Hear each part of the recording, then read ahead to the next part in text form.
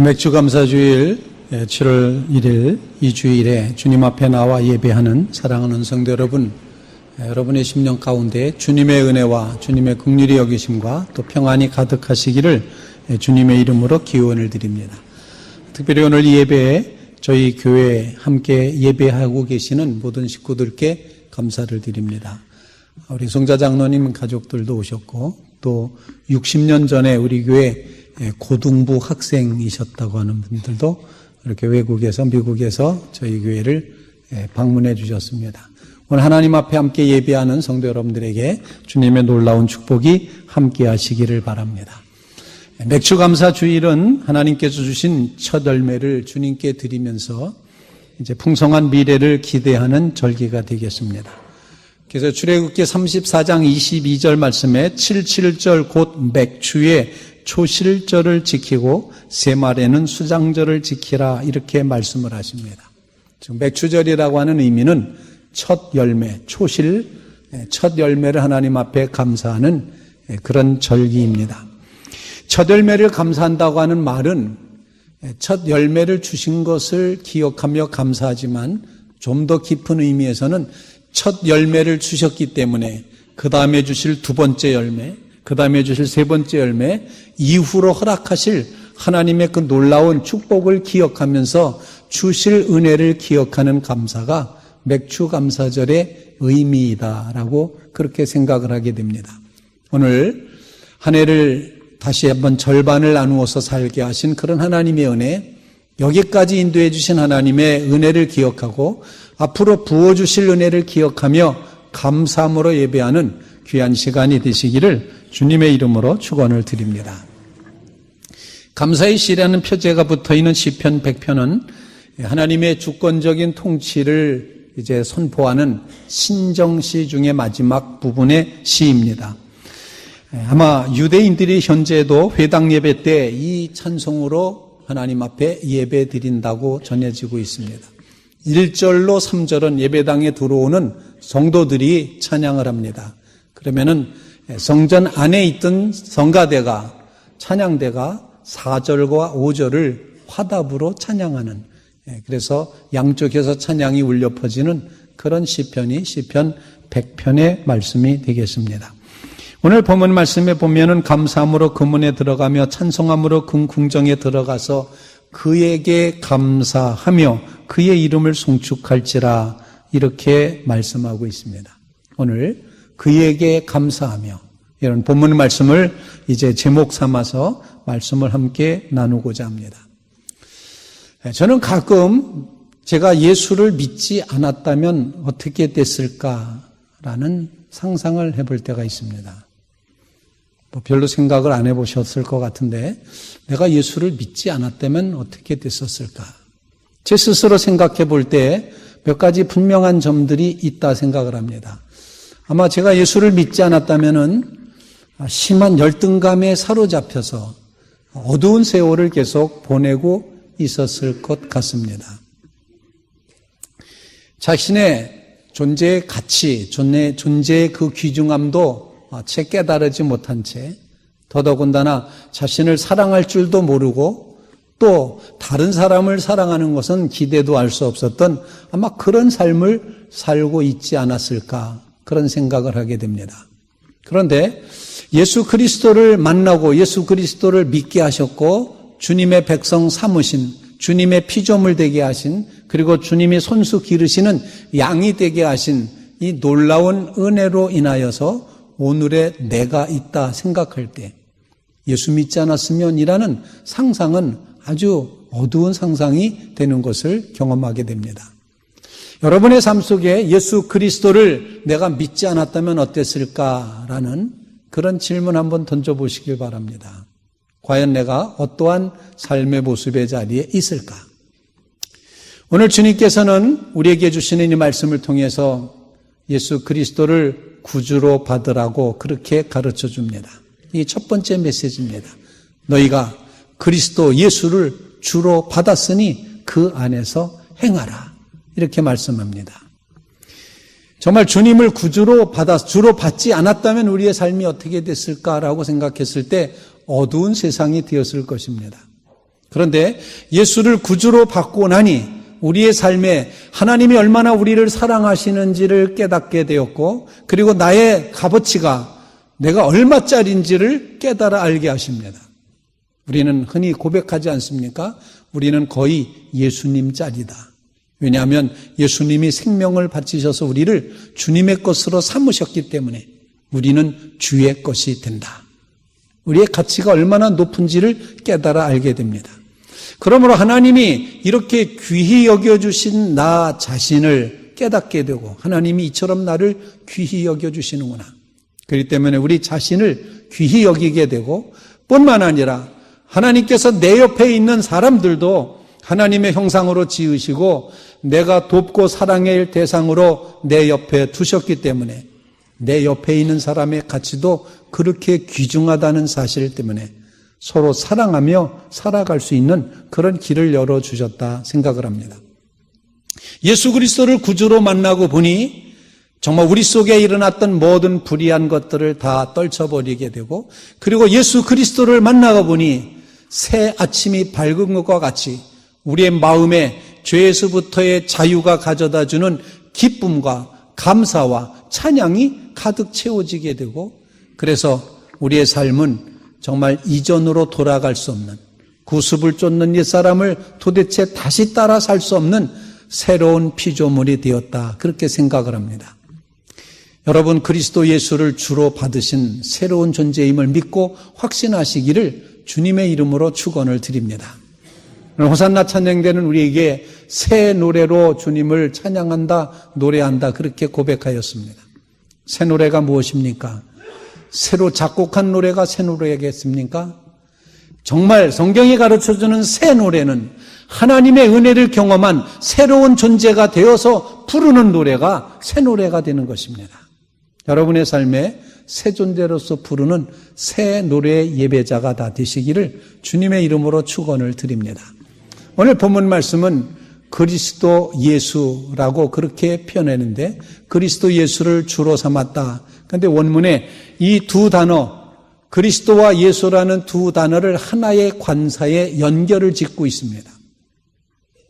이것은 당시 에바브라라고 하는 사람이 세운 이 골로새 교회에 침투해 있었던 이단 사상을 염두에 두고 사도 바울이 일부러 한 관사 안에 그리스도와 예수라는 두 단어를 묶어서 설명함으로써 당시 그리스도와 예수를 분리시켜서 그리스도는 인간이 아니다, 인간은 또 그리스도가 아니다, 이렇게 말했던 영주주의의 그 이단 사상을 경계하면서 그리스도 예수 한 분이시다. 완전한 하나님의 인성과 완전한 하나님의 신성, 이 두 가지가 결합되어 있음을 사도 바울이 의도적으로 표현하기 위해서 그리스도 예수를 한 관사 안에 묶어놓고 있다는 것입니다. 예수님이 우리의 주님이시다. 그 주님을 여러분들이 받으셨습니다. 이제는 옛사람으로 돌아갈 수 없다는 사실을 기억하시면서 나는 그리스도 예수를 주로 받은 존재로 앞으로도 주 안에서 행하며 살겠노라 결단하는 믿음의 성도들이 다 되시기를 주님의 이름으로 축원을 드립니다. 이 골로새 교회를 이제 세운 에바브라가 로마 감옥에 갇혀 있는 사도 바울을 찾아왔습니다. 그러면서 에베소서부터 190m 내륙으로 떨어져 있었던 이 골로새는 그 지역에 세워진 이 신앙 공동체, 아까 말씀드리는 것처럼 예수 그리스도를 주로 받고 예수 그리스도를 고백함으로 세상된 모든 죄악된 것들을 떨쳐버리고 구습을 쫓았던 옛사람을 다 벗어던지고 그리스도 안에서 새로운 피조물이 된 이 골로새 교회에 놀랍게도 하나님의 은혜가 크면 클수록 악한 세력, 이단의 세력이 파고드는 그런 고통을 겪게 되었습니다. 속이는 철학이라고도 표현할 수 있고 금욕주의 또는 천사 숭배 사상, 그리고 하나님은 영이시고 세상은 악한 물질로 되어 있다고 이렇게 이원론적으로다가 끊임없이 이단 사상이 아주 심각하게 교회 위협을 강했던 영지주의라고 하는 이런 이단 사상이 교회 안에 들어옴으로써 교회가 흔들리고 있었습니다. 그래서 사도 바울은 골로새서라는 편지를 통해서 성도들에게 두 번째 권면합니다. 너희가 그리스도 예수를 주로 받았으니 주 안에서 행하라. 그리고 너희가 믿음의 뿌리를 깊게 내리고, 그리고 하나님 앞에 세움을 받아라. 그리고 굳건하게 서 있기를 바란다. 이렇게 두 번째 메시지를 주고 있습니다. 뿌리를 내리는 것, 세움을 받는 것, 굳건하게 서는 것 전부 다 동사가 분사형으로 돼 있어서 계속해서 뿌리를 내려가야 된다는 의미, 계속해서 우리가 세워져야 된다는 의미, 그리고 계속해서 꿋꿋하게 굳건하게 서 있어야 된다는 사실을 우리에게 가르쳐 주고 있습니다. 여러분 모두 정말 여러분의 믿음의 뿌리를 굳게 내리시기를 간절히 바랍니다. 여러분이 그리스도의 형상으로 잘 세움받아 귀한 건축물이 되시기를 간절히 바랍니다. 그리고 어떤 환경 중에서도 어떤 비바람에도 어떤 풍랑에도 흔들림 없는 굳게 서는 믿음의 자리를 견고하게 지켜가시게 되기를 주님의 이름으로 축원을 드립니다. 이 모든 것이 다 수동태로 되어 있습니다. 그래서 이것은 하나님이 우리의 뿌리를 깊게 내리도록 해주셔야 되고, 하나님이 우리가 세움받도록 해주셔야지 되고, 하나님이 우리가 굳건하게 서 있을 수 있도록 붙들어 주셔야지만 가능하다고 하는 그런 신앙 고백이 담겨 있습니다. 여러분의 삶 속에 하나님이 그렇게 역사하셔서 믿음의 뿌리는 점점 더 깊어지고, 그리고 여러분들이 하나님의 형상으로 세움받고, 그리고 하나님의 거룩한 백성이기 때문에 결코 흔들림 없이 굳건하게 서는 믿음의 고백과 삶의 역사가 이루어지시기를 주님의 이름으로 축원을 드립니다. 이런 얘기가 있습니다. 사탄이 세상에 내려왔습니다. 근데 하필이면 북유럽에 있는 노르웨이에 내려왔다 그럽니다. 근데 노르웨이에 내려와서는 창고를 지었습니다. 사탄의 창고입니다. 그런데 그 창고 안에는 마귀 씨를 거기다 잔뜩 보관을 했다고 이야기가 전해집니다. 마귀 씨 뭐겠습니까? 그것은 우리의 죄 짓게 하는 모든 불신, 미움, 시기, 다툼, 자기의, 교만, 절망, 의심, 이 모든 씨앗을 그 창고에다 모아놨습니다. 그리고는 사탄이 이 씨를 뿌리기 시작을 합니다. 그래 놀랍게도 사람의 마음밭에 이 씨앗이 떨어지기만 하면 싹이 금방금방 납니다. 의심의 씨앗을 뿌리면 의심하게 됩니다. 하나님이 과연 계실까? 예수 그리스도가 날 위해 죽으신 게 맞아? 라고 하는 의심이 금방 생깁니다. 절망의 씨앗을 뿌립니다. 그러면 사람의 마음속에 금방 절망이 싹이 트기 자라기 시작을 합니다. 야, 다 소용없어. 끝났어. 이런 절망이 다가오게 되는 것입니다. 끊임없이 욕심의 씨앗을 뿌립니다. 그러면은 더 가지려고, 더 높아지려고, 더 커지려고 애쓰는 이런 욕심의 그 싹이 막 자라는 걸 보게 됩니다. 그런데 이 사탄이 씨앗을 뿌리러 다니는데 어떤 마을에 갔더니 그 마을에는 아무리 씨앗을 뿌려도 싹이 나질 않는 겁니다. 어떤 씨앗을 뿌려도 싹이 나지 않습니다. 그래서 그 마을의 이름을 봤더니 감사의 마을이었다는 것입니다. 이 감사하는 마음을 가지고 있는 그 마을에는 어떤 씨앗도 자라나질 않더라. 그래서 노르웨이는 이런 속담이 있다고 합니다. 감사하는 마음에는 사단도 씨를 뿌리지 못한다. 라는 그런 속담이 있다는 것입니다. 감사하는 마음에는 사탄도 어떻게 해보지 못한다. 사랑하는 성도 여러분, 여러분이 이 믿음 가운데 굳건히 서시게 되기를 주님의 이름으로 축원을 드립니다. 사도 바울은 세 번째로 이제 그렇게 함으로써 너희 감사를 넘치게 하라 이렇게 말씀을 하고 있습니다. 감사를 넘치게 하라. 정말 오늘 시편 100편의 말씀은 세 가지 단어로 표현할 수 있는데 기쁨으로 하나님 앞에 나아가 하나님을 섬기라 말합니다. 이 섬긴다는 것은 종이라는 의미를 담고 있는데 우리는 하나님을 종의 마음으로 하나님을 주인으로 섬기는 것이 필요합니다. 그런데 기쁨으로 주님 앞에 섬겨라 그렇게 말합니다. 그 다음에 감사함으로 그 문에 들어가라 그렇게 말합니다. 감사함으로 성전 문을 드나드시게 되기를 간절히 바랍니다. 오늘 예배드리는 예배에는 그동안 우리 교회에서 훈련받았던 목사님이 이제 군종 장교가 돼서 9주의 훈련을 마치고 그리고 오늘 우리 예배에 같이 참여했습니다. 임관을 했습니다. 한번 일어나 보실래요? 우리 김은진 목사님, 예. 박수 한번 해주시기 바랍니다. 아마 이번 주간에 이제 훈련을 한 주간 더 받으면 토요일 날에는 백령도로 간다고 합니다. 백령도로 들어가면은 혹시 해병대 군목인가 이렇게 생각하실 수 있지만 백령도에 있는 레이더 기지 공군 군목으로 가시게 된다고 그럽니다. 위에서 계속 기도해 주시기 바랍니다. 그런데 이렇게 군대에 가다 보면 그 부대 앞에는 항상 뭔가 구호가 붙어 있습니다. 충성이라든지 단결이라든지 또는 뭐 이기자라든지 멸공이라든지 뭐 이런 것들이 붙어 있는데 그 구호처럼 그리스도의 몸된 교회는 눈에 보이지 않지만 성전 문 위에는 뭐가 붙어 있는 거 아니? 감사라는 단어가 붙어 있을 것이다 생각을 합니다.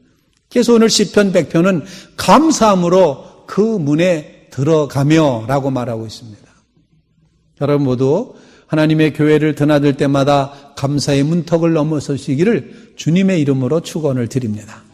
또 시편 100편에는 그 다음 구절에는 찬송함으로 그의 궁정에 들어가서 그를 송축하라 이렇게 말합니다. 기쁨으로 나가시기 바라고 감사함으로 나가시기 바라고 찬송함으로 주님 앞에 나아가 주 앞에 예배 드리실 수 있기를 간절히 바랍니다. 이런 예화가 하나 있어서 말씀을 드립니다. 그분의 이름은 스튜어트라고 하는 그런 여자분이셨는데 이분은 어려서부터 태어날 때부터 심장병으로 아주 심각하게 아주 고생을 하는 분이었습니다. 그런데 이분이 교회에서 제일 듣기 싫어하는 설교가 항상 기뻐하라, 범사에 감사하라. 그 설교를 가장 듣기 싫어했습니다. 그런 설교를 들을 때마다 반발심이 생기면서 나처럼 이렇게 심장병으로 고생해도 그런 말이 나오겠냐? 늘 이렇게 마음속에 불편함을 가지고 있었다는 것입니다.